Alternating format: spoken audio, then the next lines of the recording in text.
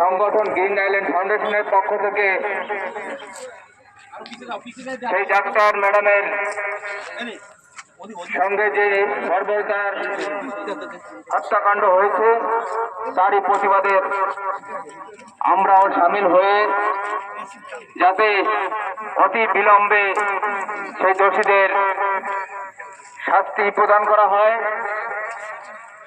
সেই উদ্দেশ্যেই আজকের আমরা সকলেই এই অঞ্চলের শুভেন্দু নাগরিক মা ও বোনরা আমরা উপস্থিত হয়েছি।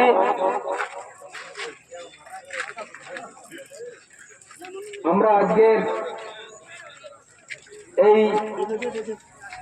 মোমবাতি মৌন মিছিল সম্পন্ন করব এই ডাক্তার ম্যাডামের আত্মার সুকামনার জন্য 1 মিনিট মৌন ধারণ করব। তারপরেই আজকের এই